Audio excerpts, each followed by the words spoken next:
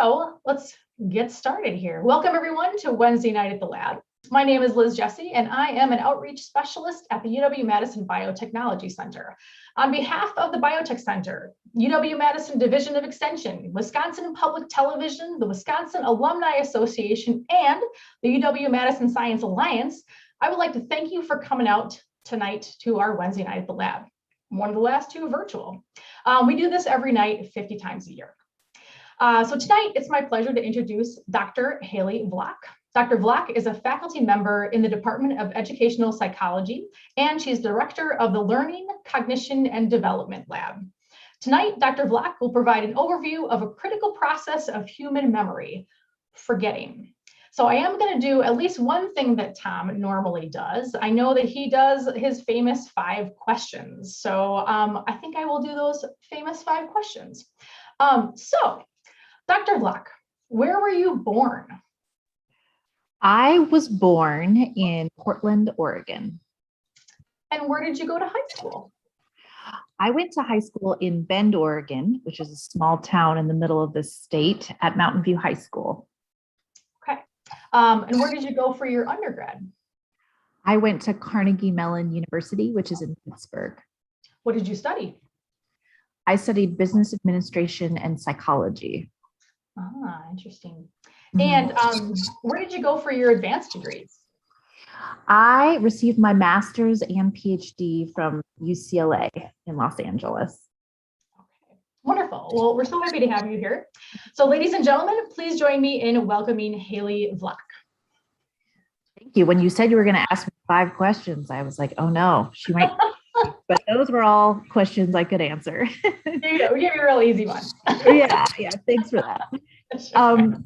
So I'm going to set up my screen and someone give me a thumbs up that it looks okay. Looks good. I'm getting a thumbs up from Liz. Great. Well, let me just say that I am ecstatic to be here to share information about forgetting, what it is, and why it's actually a good thing. We often characterize forgetting as a negative process, and today we're really actually going to spend most of our time talking about the silver lining. So this would not be a true talk about human memory if we did not play a memory game. So we as a group are going to play a memory game. And you don't need anything at this point in the game other than your mind. And what I'm going to do is I'm going to give you a list of words. There will be 12 words on the screen. Please do not write them down. Use just your mind to try to memorize these words. And what I'm going to do is I'm going to give you 30 seconds to do that. I'm going to use the modern stopwatch, my cell phone, to time out 30 seconds. So on your marks, get set, go. Time has started.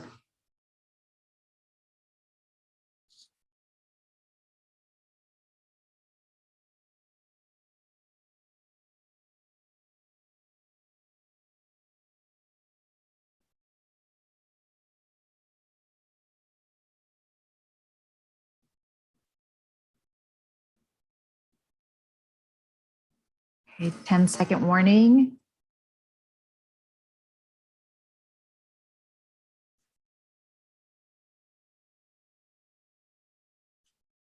Okay, woo, 30 seconds goes by pretty fast. So try to keep those words in your mind because at some point you will likely be asked to recall them from your memory. Before we do that though, I want to give a brief introduction about me and my passion for studying human memory. I study cognitive development, which means sort of all things thinking and learning. But I really do focus in on memory as one of the key processes that I'm interested in. And I study memory from a developmental perspective. And what that means is I study memory across the lifespan. So in childhood, but also in adulthood as well. And memory is really fun to study across the lifespan because as we will learn today, there's a lot of consistency between babies, adults, and older adults. But there are also some differences. So for example, we see faster forgetting at the earlier and later parts of the lifespan. And I just want to say that I'm just so excited to be here to chat with you all. I've heard really great things about this group and have been looking forward for months now to be giving this talk.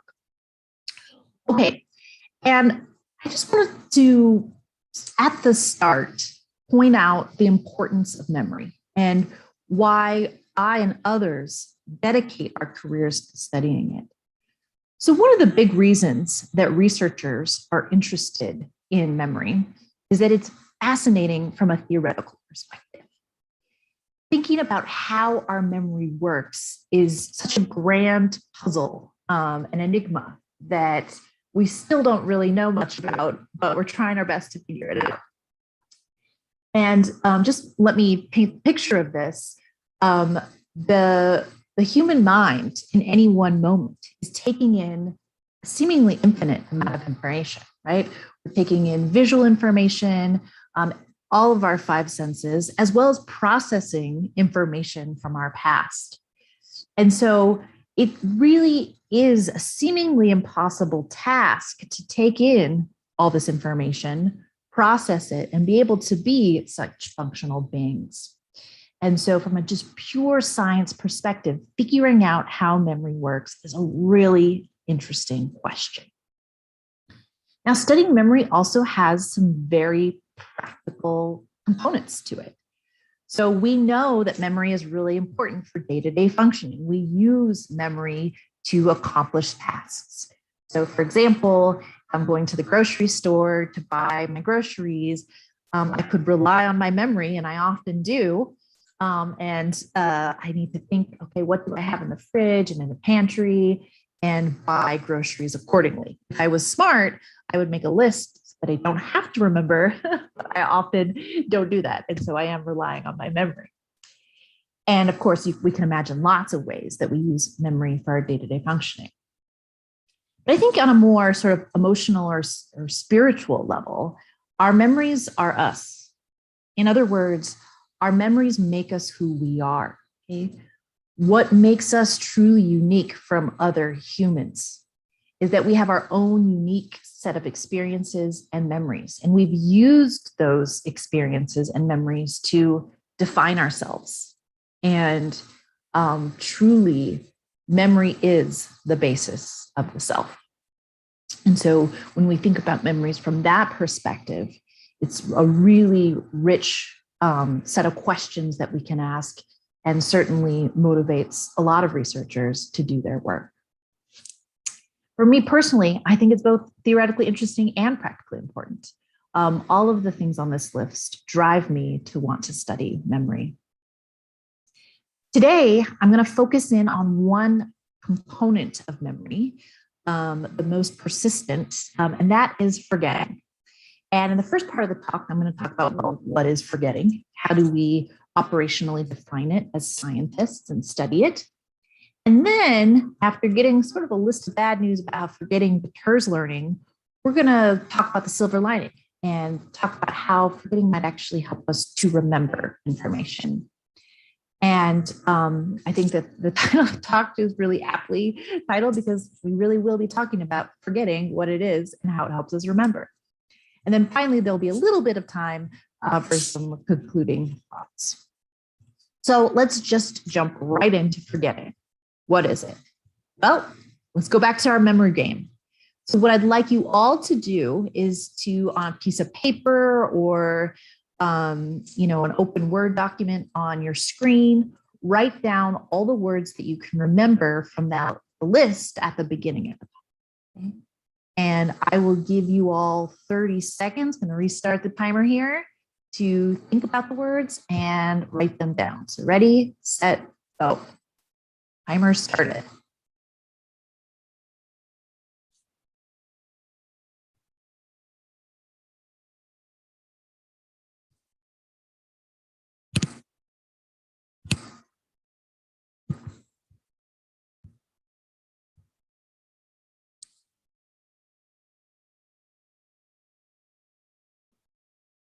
Ten-second warning.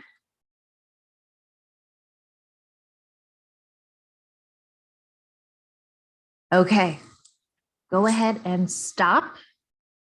And what I'm going to do next is I'm going to show you the answers. Okay, these were the words. There were 12 of them. And what I'd like you to do is to score yourself. How many did you correctly remember? So go ahead, take a second to score yourself.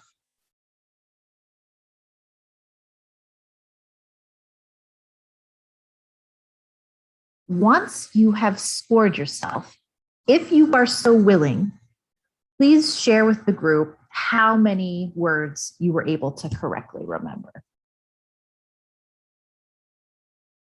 So if you remembered 3 words, you'd put the number 3 in the chat.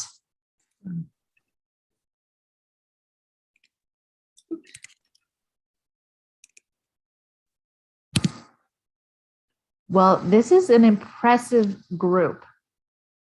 So I'll just sort of narrate what I'm seeing in the chat. You know, we see quite a range. Maybe, you know, there's some 3s and 4s, but there's also some people who got 12 out of 12.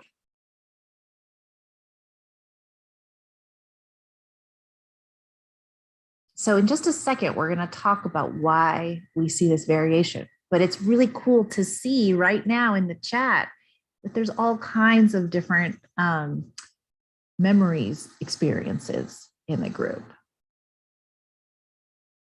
Okay, I just want to give one more second for people to score themselves and report back to the group via the chat.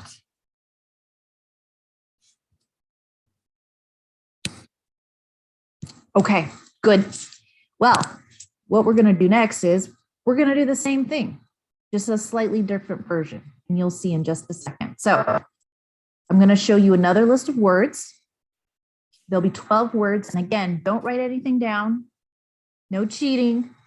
Just try to use your mind to memorize these 12 words. I'm going to restart my timer. Here are the words. I've started my timer, 30 seconds.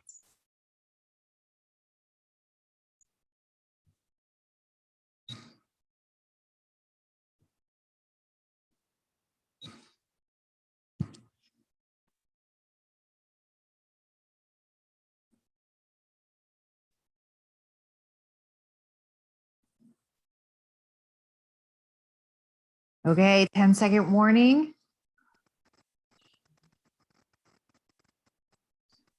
All right, stop. Okay, now we're not going to wait. Just write down all the words you just saw from the previous slide. Write down all the words you can remember. I'm going to give you 30 seconds to do it. Go ahead and do it.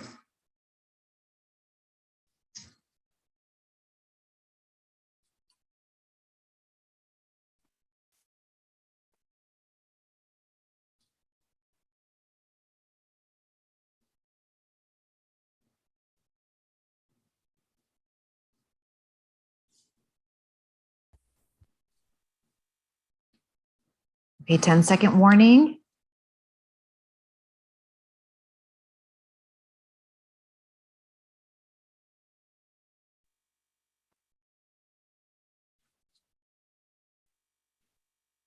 Okay, and stop. So these were the words that you just saw. And again, I'd like for you to score yourself. So count up the number you correctly remembered. And then, if you're so willing, share with the group your number.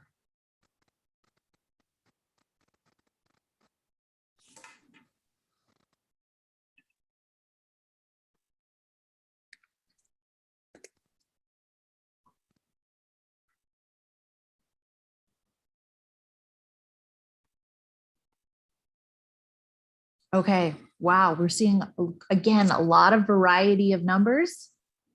We see kind of a similar range, maybe 3, 4 on the low end, but we're seeing kind of overall higher numbers. Lots of 7s. 7 seem to be the lucky number for this one. We definitely saw some 10, 11s. I had to characterize what I'm seeing is kind of overall slightly better than the first time. And you're all probably sitting here thinking, well, yeah, that makes sense. In the first version of the game, you showed us those words and then you talked for a while and then we had to recall them.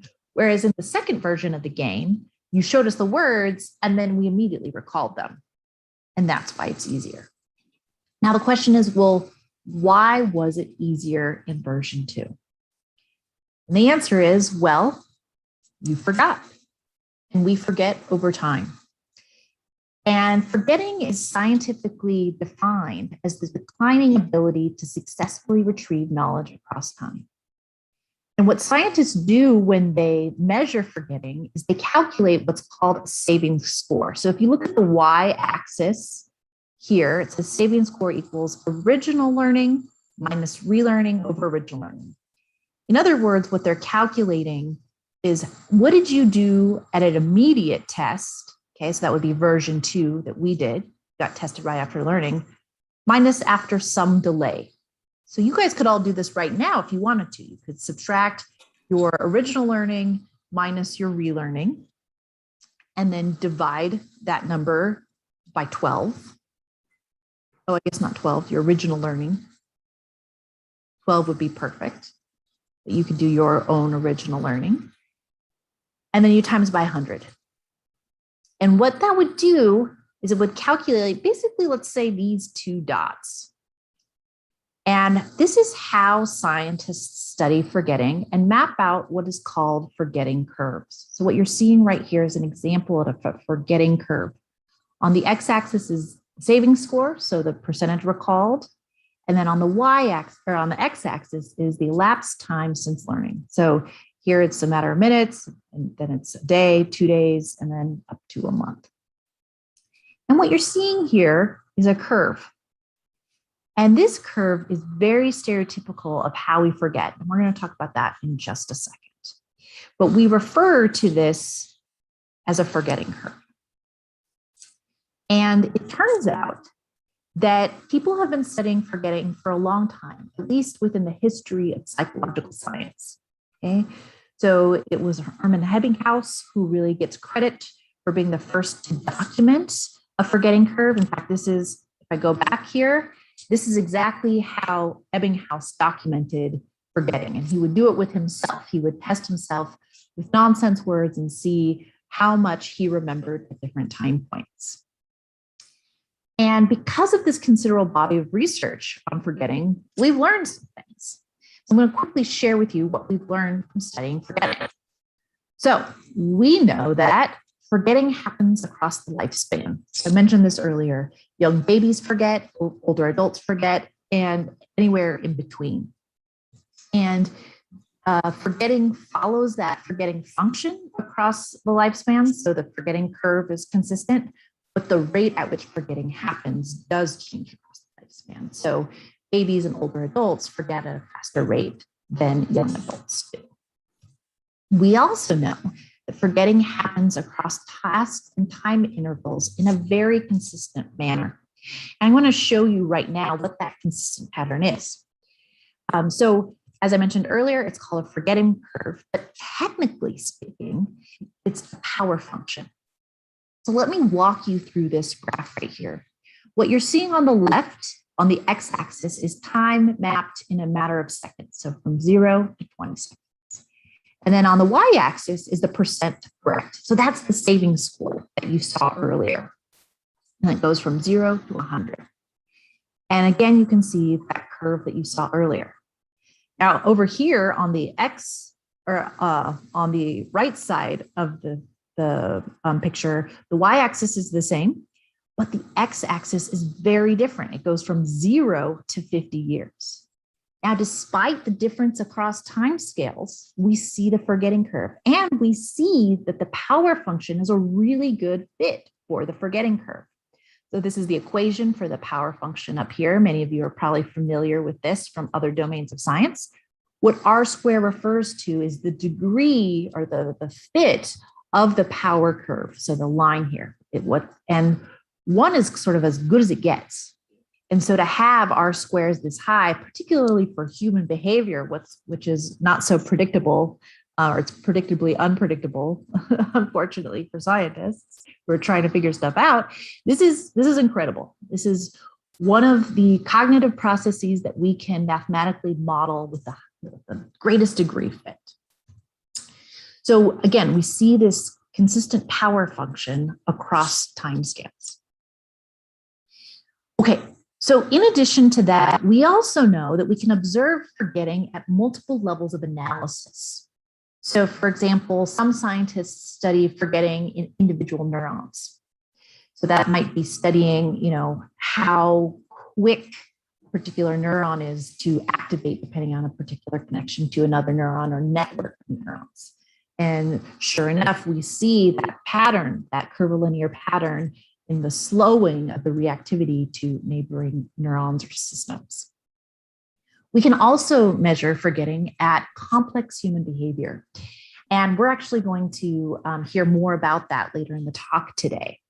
So in other words, we see forgetting happen deep inside the brain at the individual neuron level, but also in the complex things we do as humans. Finally, we're not alone in the forgetting world. Other species demonstrate forgetting behavior, even really simple organisms that have a small number of cells. So this is just a way of saying that we know that forgetting is not unique to the human experience and probably reflects something lower level about the way that electricity travels across membranes. So we know quite a bit about forgetting because researchers have really been interested in it for many, many reasons, like I started the talk off. So that's what forgetting is, and that's what we know about it. And if you were to sit back right now and just reflect on what I'd say, you'd say, wow, well, Haley just told me that forgetting happens all the time, no matter what, maybe the older adulthood. It's always going to happen to me, whether it's, 20 seconds or 50 years. And it's happening to all parts of me, my neurons, my behavior, and that, hey, everybody else, they're forgetting too. And if you think about what I just told you, especially in relation to natural intuition about forgetting, that it's a bad thing, like, oh, I forgot my anniversary, oops, or dang, I forgot to buy that thing at the grocery store, then you might think of forgetting as intuitively, but also based off of research, a bad thing for remembering information, in that it deters us from remembering things. And that's partly true, but it's also partly wrong. And that's what we're going to talk about today, which is how forgetting actually helps us to remember information. So let's jump right in and learn more about it. So one question I often get asked is, okay, so if I'm going to be forgetting everything all the time, no matter what, how can I slow it down? What can I do to improve my memory? Well, this has definitely been something that memory researchers have been interested in. And there's a phenomenon called spaced learning, which is actually the most well-researched learning phenomenon in psychological science. And it's very replicable. It's basically describes the finding that memory is enhanced when learning events are distributed across equal intervals of time rather than presented in immediate succession. So let me give you a real life example that may have happened to you during your schooling years. So you had a test coming up and you had a choice about how to study for that test. You could start a week ahead of time, spread it out, do a little bit on Monday, a little bit of Tuesday, a little bit Wednesday, etc. Or you could do all your studying the night before. In other words, you could cram for your test. Well, if you were a good student, plan ahead of time and you would try to space out your studying. But many of you may have crammed and studied the night before or the day of and got it all in before the test. Well, one thing you may have experienced is that, well, you did okay on the test. You did well enough to do what you needed to do. But a week or a month later, you might have thought, wow, I don't even remember what was on that test or what I studied for. That's because what cramming does is it helps you in the short term, but spaced learning is what helps you in the long term. Okay? What I'm going to do is show you a really quick example of how scientists study spaced learning in the lab. And it's very similar to the game that we played at the beginning. Scientists will show participants lists of words. So here we have, a list of words, and some words will be presented in a masked order or in immediate succession. So you'd see cat and then cat and then cat right in a row. Some words will be distributed across time. So for example, here that would be dog. You'd see dog and then see some other words and then see dog again and see some other words and so on and so forth. And again, the words that are presented on the space schedule, like dog, you would have better memory for than the words that are on the mass schedule, like cat and bird. As I mentioned, this is a highly replicable phenomenon. There's over 1,000 published studies that have observed spacing effect in human memory. And at this point, you're probably wondering, well, why? Why is spaced learning so great? Well, it turns out that spaced learning works is because it manipulates the processes of forgetting and retrieval. So I'll briefly explain now how this works, but I'm going to go into more depth about it later. But essentially what happens is that, let's say we see the word dog on that list I just showed you. Well, as time goes on, we're going to forget, right? Because it's inevitable. And when we have to retrieve the word dog that we saw in the past at a later point in time, we have to engage in cognitive effort, retrieving that item from our memory. And what that cognitive effort does is it slows down the future forgetting rate for that word. In other words, by your mind having to put energy into retrieving this word, you're actually slowing down your future forgetting rate. That there's sort of an energy trade-off there, that the energy of retrieval goes to preventing to slow the forgetting from happening. And again, that might not make so much sense right now, but I'm going to show you and tell you more about that in just a second. Okay. So we found a way to manipulate forgetting in order to help us remember. It's called spaced learning. Now, what's interesting about spaced learning is that for 100 years or more now, researchers have said, okay, this is great for memory. However, there's been a question of whether it's good for all types of learning.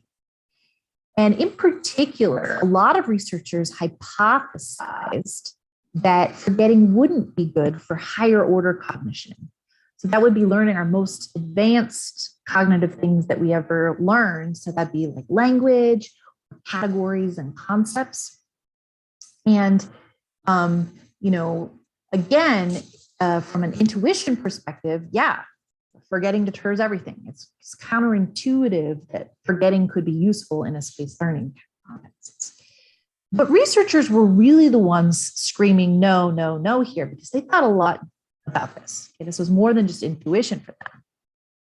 And it's really cool to go back and read old papers about this because people had some fighting words to say about their opinions. So my favorite is from Ernie Rothkopf.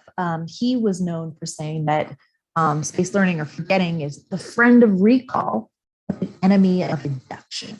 Okay, so again, fighting words here. And the idea was that, forgetting and spaced learning might help our memory, but it's going to be really bad for acquiring things where we need to abstract across experiences to figure out the meaning. And let me just describe why researchers were so passionate in thinking that forgetting would deter learning new categories and concepts. So imagine that you're a little kid and you are learning about bunnies for the first time. Well, you might see one bunny outside, and then later you might see a bunny at a magic show. And then here, I guess maybe this bunny is at a petting farm or something. What you need to do to learn the category of bunny is to abstract out across all these bunnies to figure out what the relevant features are of the category bunny. So if you're a child, you might say, okay, well, all these bunnies have these cute ears that stick up really straight. So maybe that's a relevant feature of the category bunny. However, there are things that vary. So for instance, we know that one of these bunnies has white hair, whereas the other ones don't. So maybe the color of the hair isn't a particularly important feature of the category bunny. So in other words, if you're a child, what you need to do is abstract across all these new experiences that you've had in order to be able to generalize the word and category bunny to new bunnies that you see in the future. So for example, the bunny that you see over at your friend's house. Okay, that's the general process of inductive learning. Now, Ernie was so passionate about saying that forgetting would be the enemy of induction because he thought that forgetting would prevent the ability to abstract. So just as a for instance, imagine a child's trying to abstract and they can only remember one bunny. Well, they're not going to know that the color of the fur doesn't matter because they've only seen one bunny's fur, right? In other words, that comparison and contrast process can't happen if you've forgotten what you've seen in the past. Okay? So this is what researchers really were passionate about, saying, no, forgetting can't help with this. Well, I thought that this was very interesting, very exciting.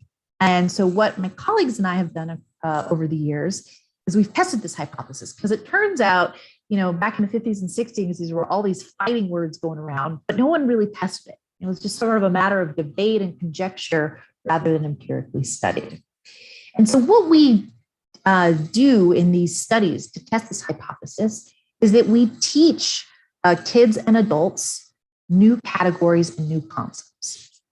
And the studies I'm going to show you today are with toddlers. Okay, so they're designed for children. And what we do, regardless of whether it's children or adults, is we show them new things that they've never seen before. And we give them new names that they've never heard before either. So for example, in a typical novel category study, an experimenter might put this black toy on the table and say, look, it's a wug.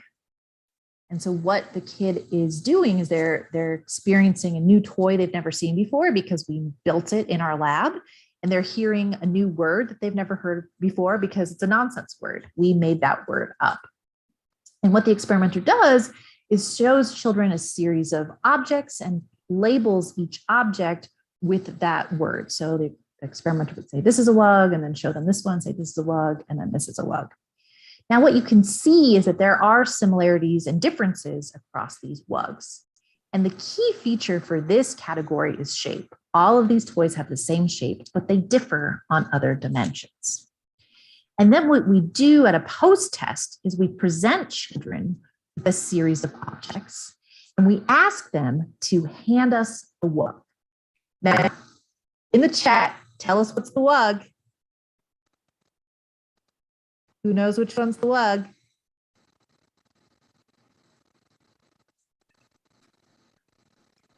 Okay, good.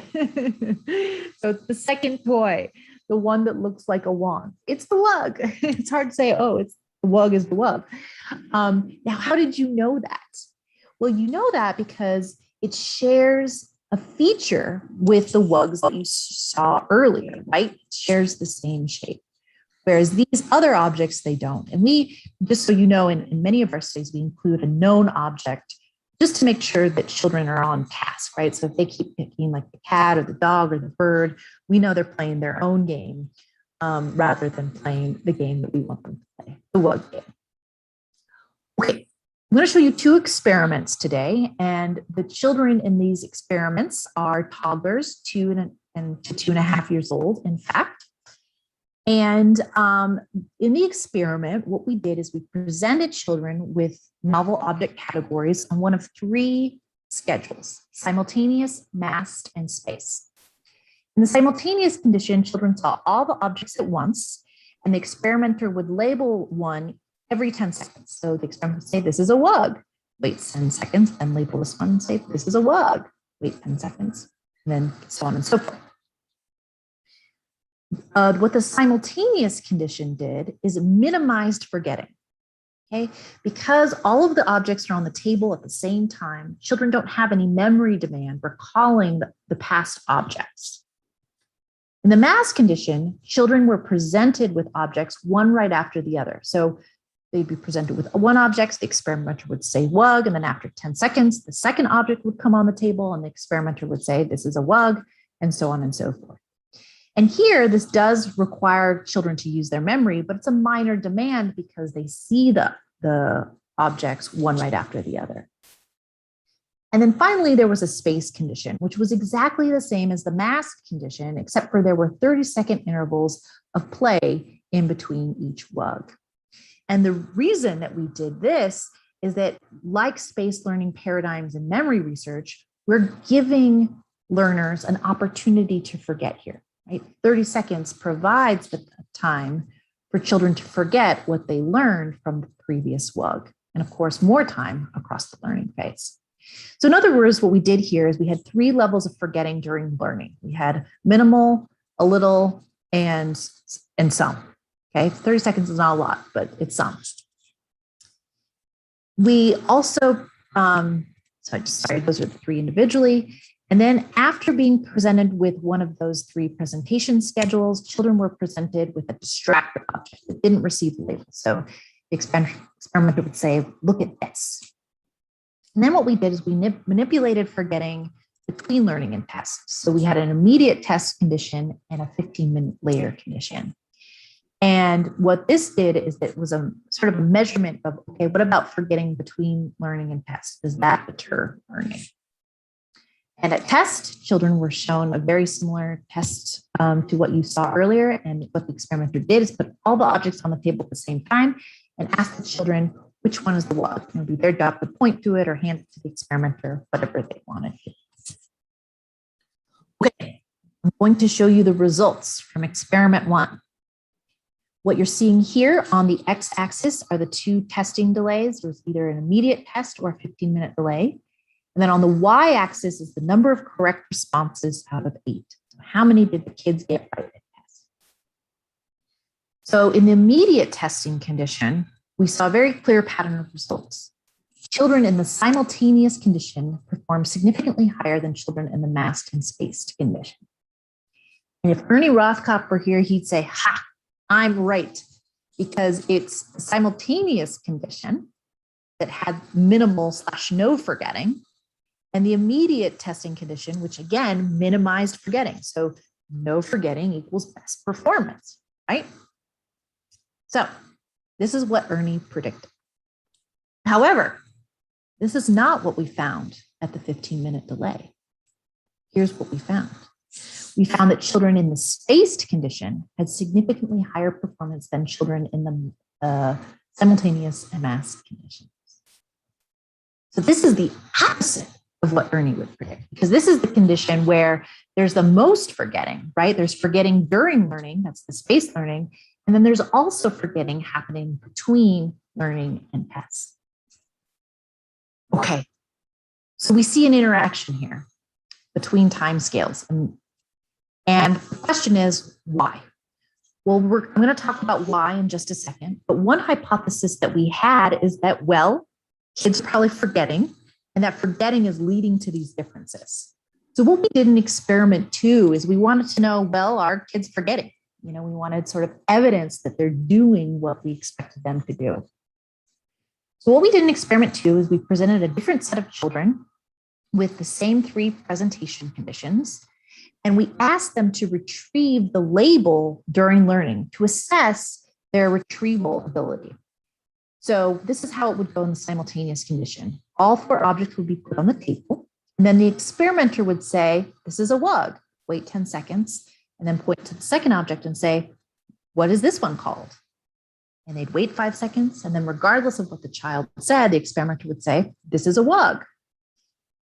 This would also happen in the masked and spaced conditions. So what the experimenter would do is on the first one, say this is a wug. And then on the second item, say, what is this called? Wait 5 seconds for the child to say something. And then regardless of what they said, say this is a wug.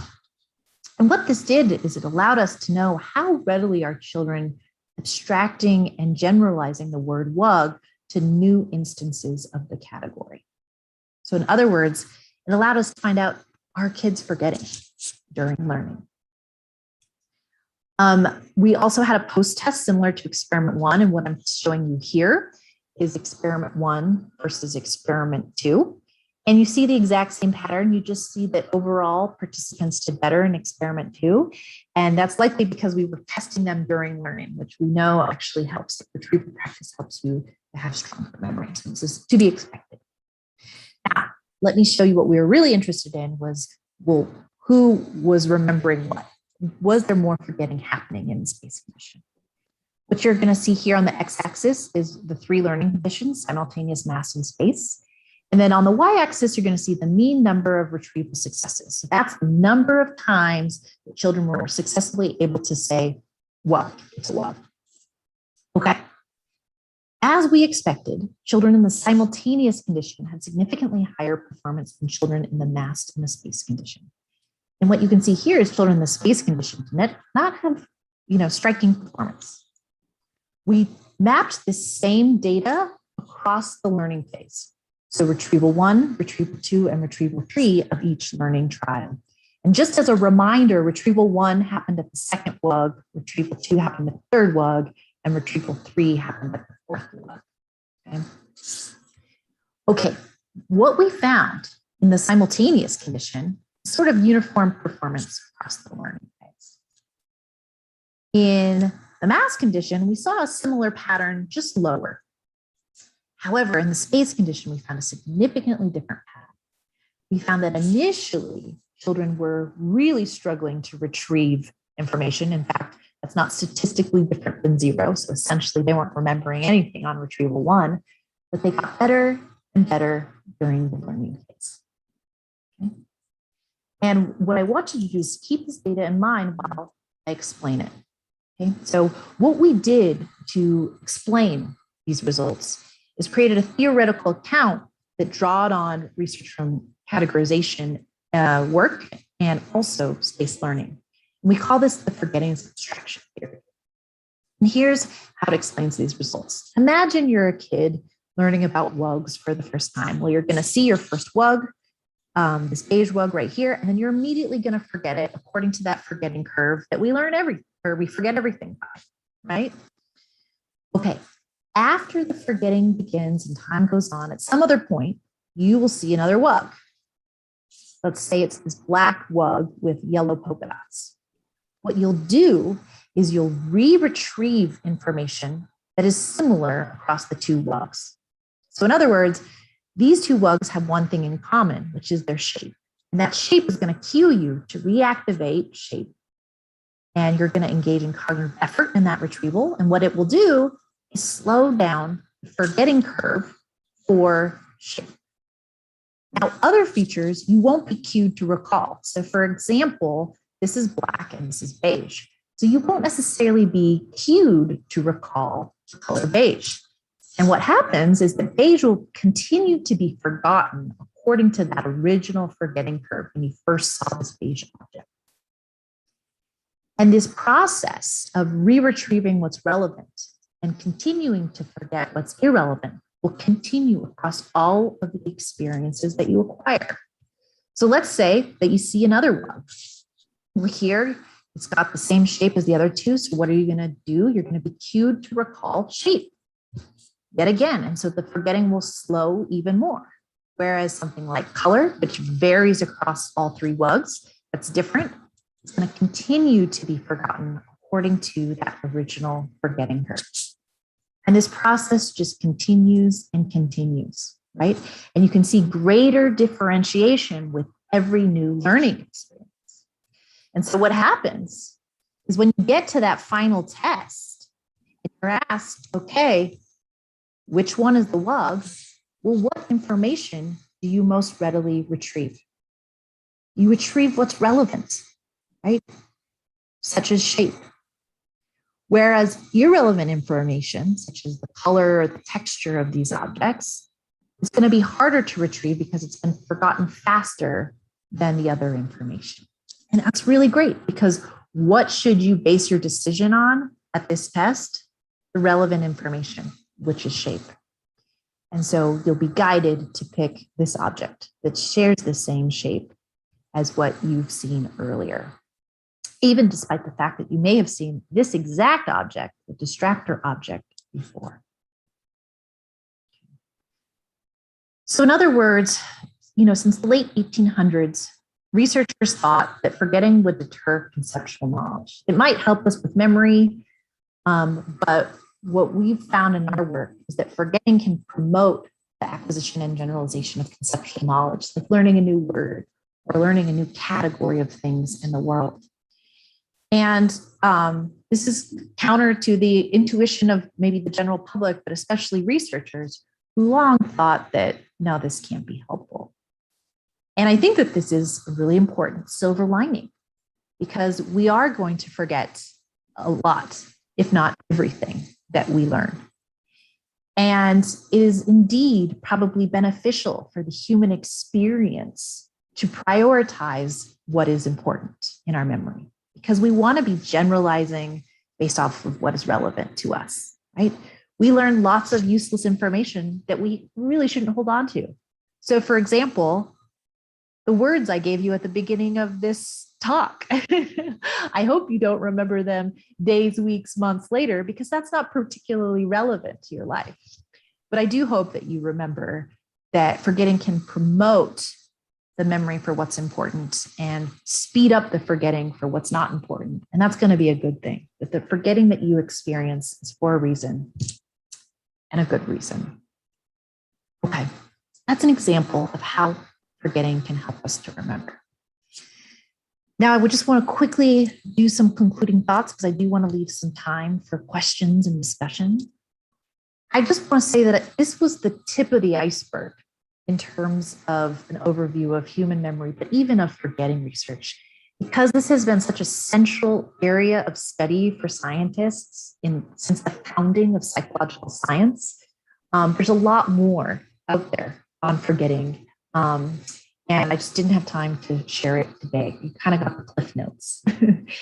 If you're really interested in this topic and there are papers that you'd like to read on a particular aspect of forgetting, please don't be shy. Feel free to reach out to me via email and say, hey, Haley, saw you at Wednesday night at the lab.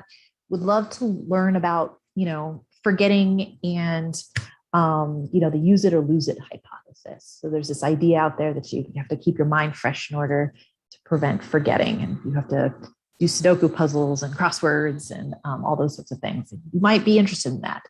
If that's the case, email me and I can send you some papers that might interest you and answer some of your questions. So with that, I'll just say thank you to my lab who does a lot of this work. And of course, the funders that help make it happen. They pay for all the staff and for the kids and families and adults that participate in our research. So thank you. Now, I see that folks have already been excited and put their questions in the chat. And that's fantastic. So shall we jump right in? What do you think? Let's do it. All right, good, great. Okay. So Carol wants to know, why do we seem to start forgetting more frequently as we age? Great question, Carol. So the main hypothesis out there is that the more information we take in across our lives, the more information that's in there, right? And that causes interference. And what interference does is it accelerates the degree to which we forget information. So basically, one way to think about it is that you've got a lifetime of memories in your mind, and you've got to weed through all those memories in order to get the right piece of information. And so all that life of experiences are causing interference for you to find the particular memory you are trying to find. And so that's sort of the leading hypothesis right now about why we forget sort of faster as we age. Another sort of secondary hypothesis is actually a little bit more psychological and emotional, which is as we age, we do notice that it's harder to find things in our mind. And we start to actually attune to our memories more than we did at any other stage of life. In other words, we are storing in our memory when we forget things explicitly. and we pay more attention to, oh man, I can't believe I forgot that person's name, or can't believe I forgot that thing at the grocery store. So in other words, it might feel like you're forgetting more because you're paying attention to it more. And we do know that older adults monitor their memory to a greater degree than young adults do. And that difference in monitoring has silver linings too. So if you're interested in that, please email me and let me know. So that's the short answer to your question, Carol. Great question. I'll move on to Mike. Mike says, how does photographic memory work? Great question. So this is kind of a mystery. We don't have a good answer to this. And the reason that we don't have a good answer to this is because there are very few humans in the world that have true photographic memory. So there are people who get really good at memorizing certain types of things because they practice or they adopt all these strategies to get better and better at it. So a great example is chess players. Expert chess players can memorize a board in a second and have it in there. And that's because they have lots of practice doing that. So people who have true photographic memory wouldn't need the practice to do that. And it's also sort of domain generally. They have a photographic memory for everything. And so we don't really know yet how it works because there's just so few people for us to study. And people who think that they do have a photographic memory, we'll bring them into the lab and test them and find out it's not as perfect as you think it is. It's pretty good. We'll give you that, but it's not photographic. So yeah, we don't know. I wish I had a question, but just Mike, you should know that that's a great open mystery. We really just can't even begin to answer that question. Okay, Sandy, do you factor in emotion to your memory studies? For example, measure stress. One of the things that I study emotionally in my own work is a feeling of challenge or difficulty, because one thing that forgetting does is it causes us to experience this state of like, oh, I got to search in my mind. And it can be frustrating to search and not find what you want to find. And so, while I was painting forgetting as this silver lining and maybe a good thing, emotionally, we don't really know quite what it does to you. Now, we do know that it causes, when people are experiencing memory changes, especially in older adulthood, they do start to monitor more, which is great for many reasons. But in my particular studies, we don't study emotion beyond that, just sort of challenge and how do you deal with challenge. However, there are people who study emotional memory and that's their thing, and it's very fascinating and counterintuitive. For example, many people think that if you're in a really emotional event, that you're going to have better memory for that event because it's so emotional. And that turns out to be wrong. We actually have faster forgetting for events that are very emotional.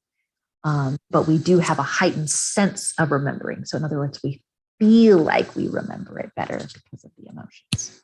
Again, I don't have time to go into that, but please email me, Sandy, if you want to have a chat about that.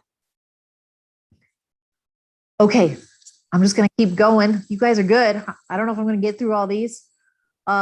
Lawrence asks, how do these ideas interact with deep learning algorithms?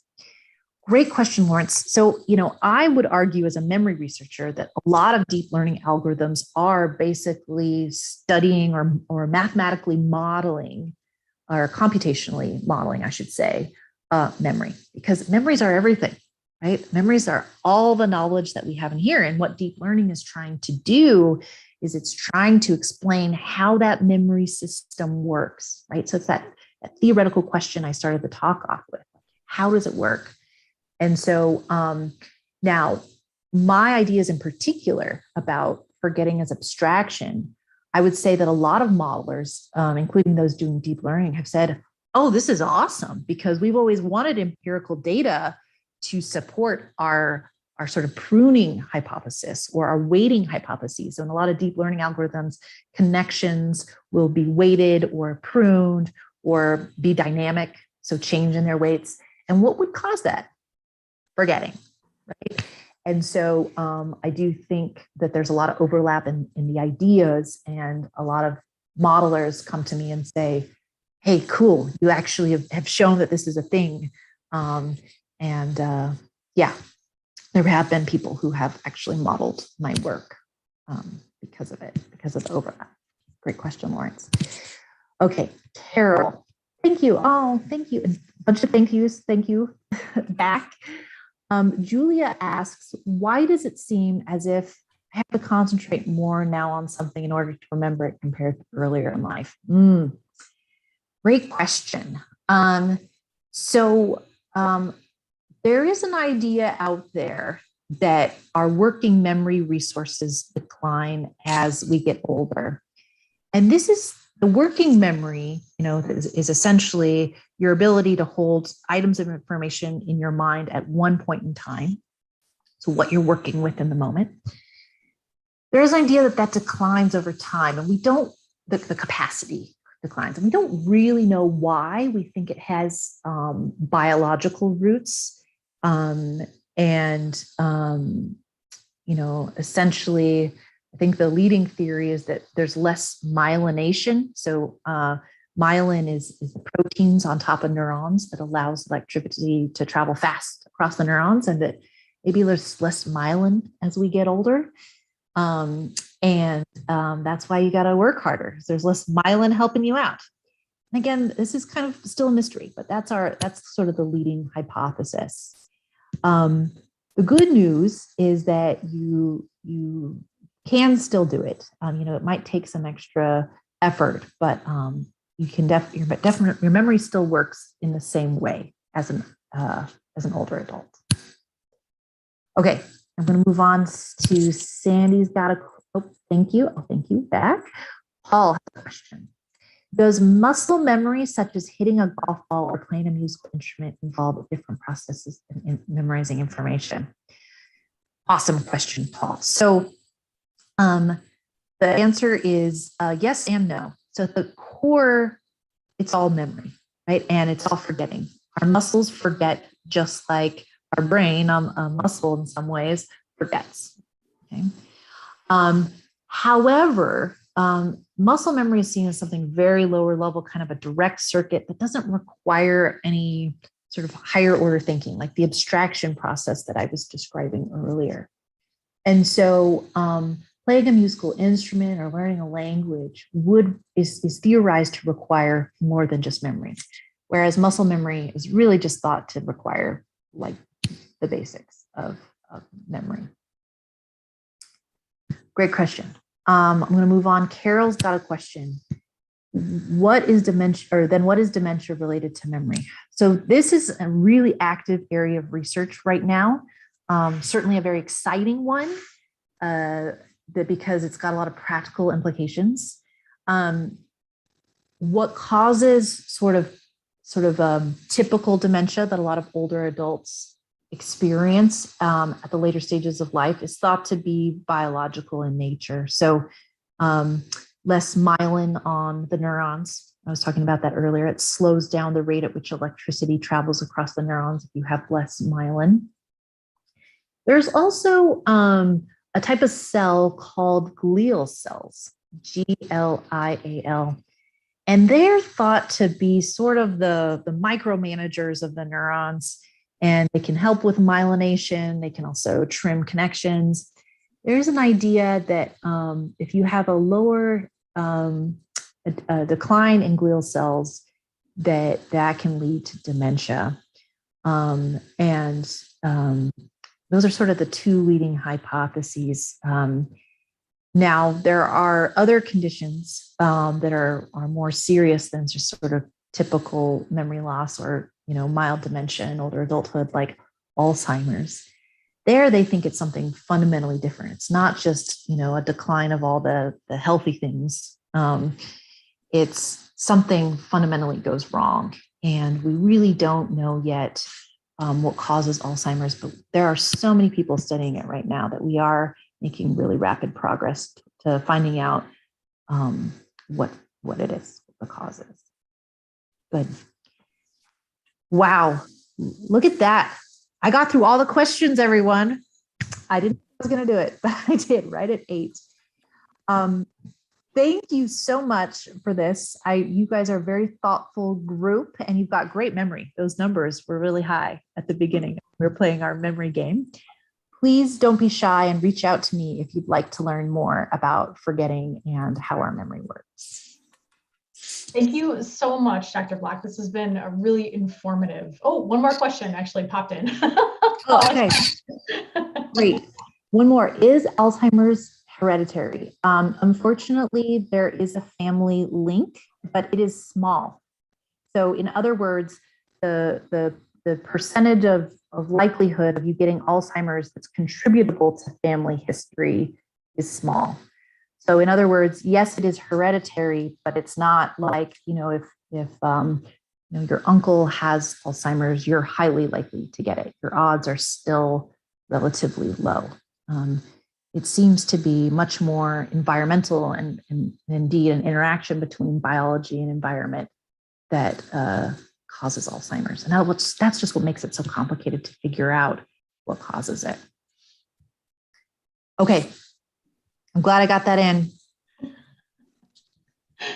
Well, thank you so much, everyone. And we will be back in one more week virtually, and then we will be back in a hybrid model after that. So thank you, everyone. Any last questions before we let Dr. Vlach go?